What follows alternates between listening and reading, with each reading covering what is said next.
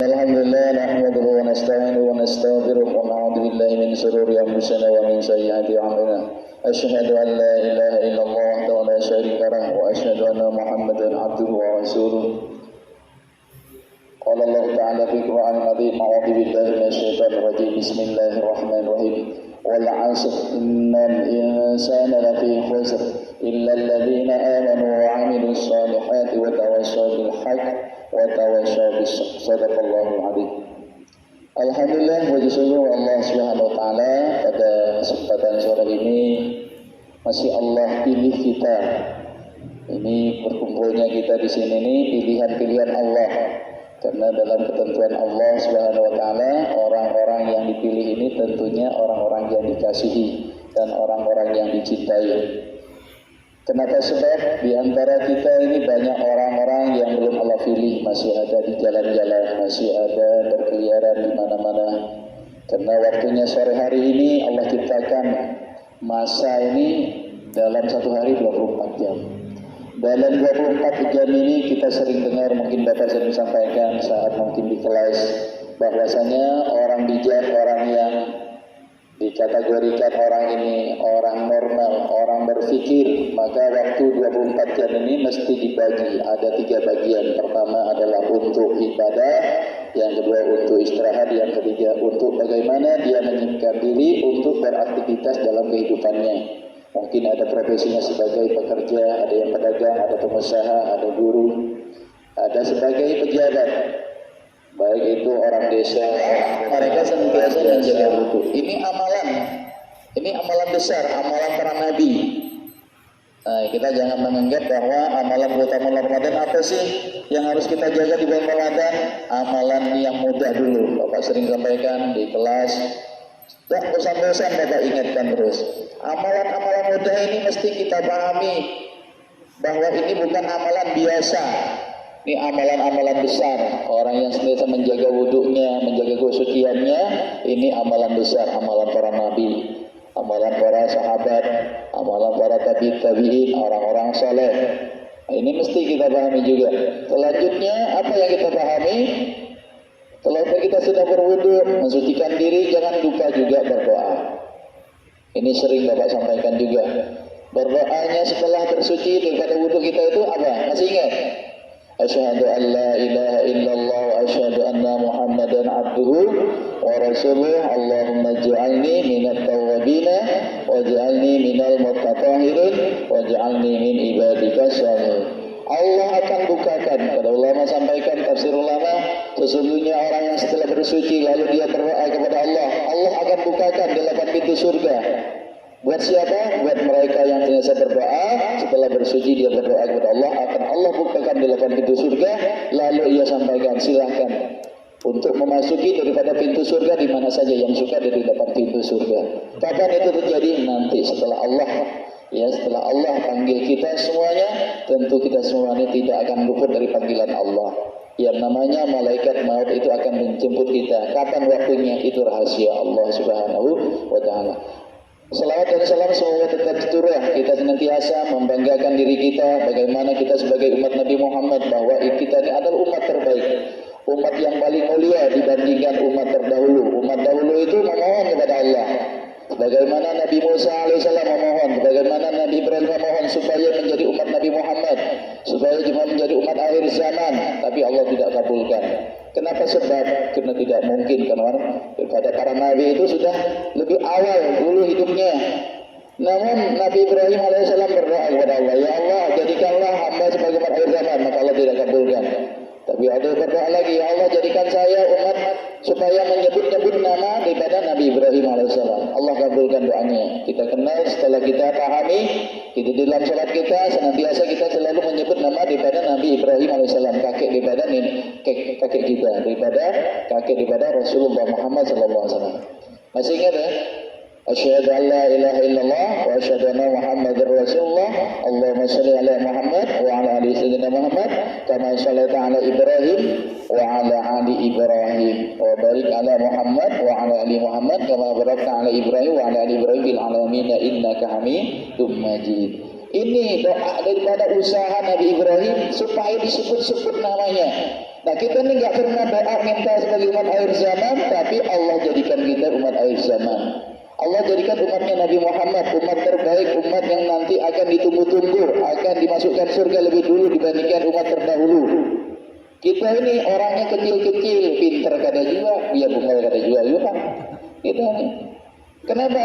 Umat-umat terdahulu cerdasnya luar biasa, badannya besar-besar, usianya panjang-panjang. Umatnya Nabi Nuh alaihissalam itu 100 tahun, 1000 tahun. Coba. Kita 60-70 tahun umatnya Nabi Muhammad. Nabi kita Muhammad umurnya 63 tahun. Usianya pendek, amalannya sedikit. Coba kita di bulan Ramadan banyak amalan Ramadan, apa banyak guringnya? Apa banyak mainnya? Coba. Kalau orang bijak katakan 8 jam, 24 jam bijak ini. 8 jam buat kerja, 8 jam buat istirahat, 8 jam untuk ibadah. Maka 24 jam. Dalam 24 jam ini kita gunakan bagi waktunya, kapan waktunya kita ibadah, kapan waktunya istirahat, kapan waktunya kita ini kerja.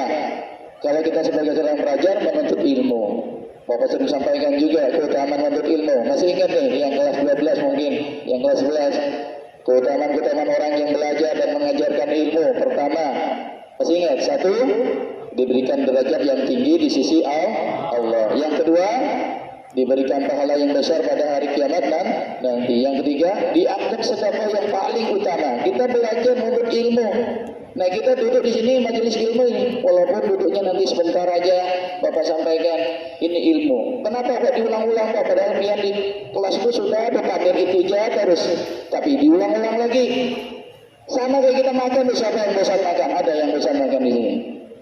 Atau ada yang bosan berbuka nanti? Pak saya bosan Pak berbuka nanti karena mau berbuka ulun sampai 3 hari jauh ulun berbukanya enak ya. Bahaya. Ini kalau sampai 3 hari kada berbuka.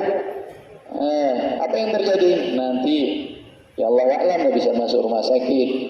Ini bahaya, mencelakakan diri, itu namanya zalim. Orang zalim itu tidak Allah suka juga. Mentang kuat dirinya 3 hari kena makan. Lain kalau Nabi. Nabi itu sampai 3 hari kena makan karena nggak ada yang dimakan. Nabi kita Muhammad itu di medan perang aja makannya 1 butir kurma di dalam keadaan perang. Karena tidak ada yang dimakan. Nah kita nih hari-hari makan 3 kali puasa ingin bayar. Dari pagi mungkin 12 jam. Kita sanggup rasanya sudah loyo sudah kita. Alhamdulillah Allah gerakkan kita yang ada di sini semuanya nih. Alhamdulillah ini pilihan Allah. Kalian sudah bergerak, beramal sudah. Ya, sebagaimana tadi ada ayat baca ayat itu wal asrinal insana, sungguh manusia itu demi masa kata Allah. Manusia itu benar-benar dalam keadaan rugi. Wal asrinal insan. Siapa yang tidak rugi? Dal insana Wabil husni illal ladina amanu. Siapa yang tidak kecuali orang yang beriman. Di orang beriman tidak cukup dengan beriman atau mengiman kepada Allah, iman kepada Rasulullah. Tidak cukup mengatakan iman saja. Tapi bagaimana?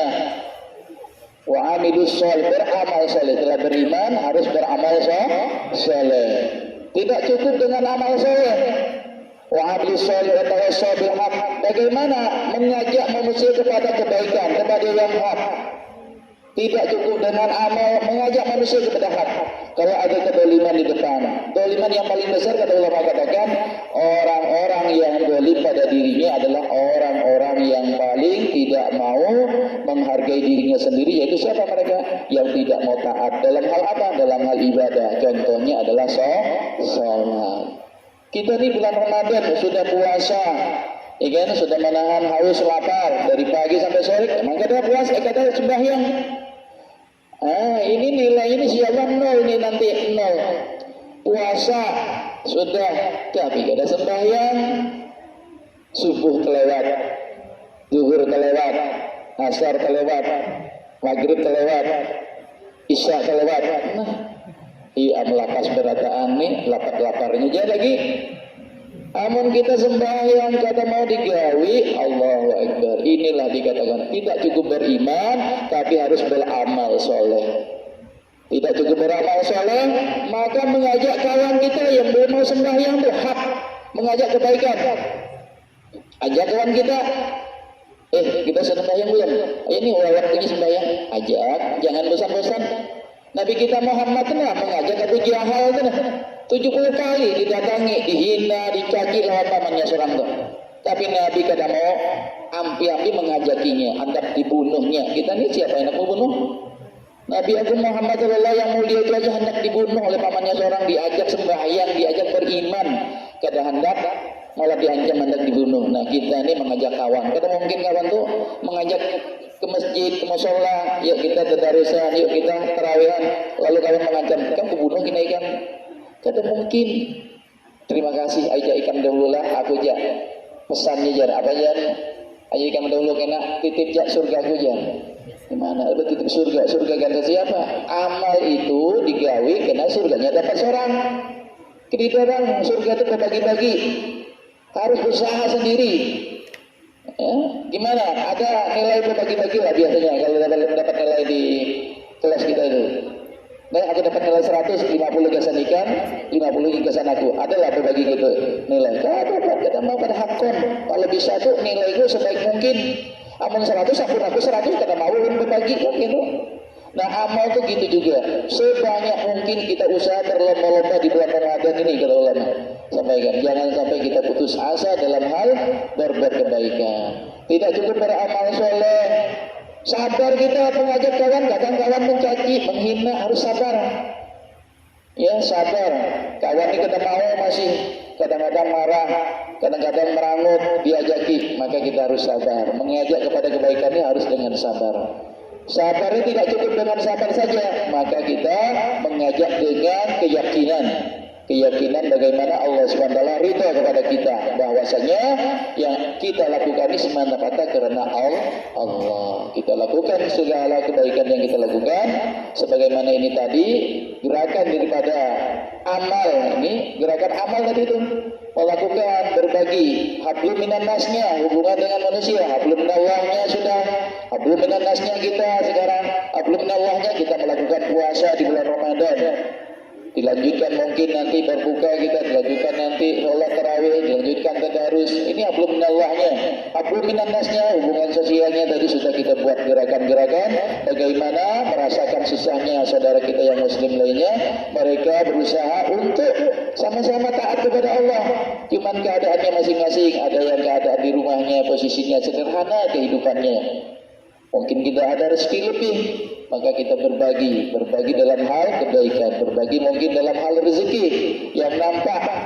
Mungkin kita hari-hari makan daging, belum tentu tetangga kita makan daging. Mungkin hari ini kita makan ayam goreng, belum tentu tetangga kita makan ayam goreng.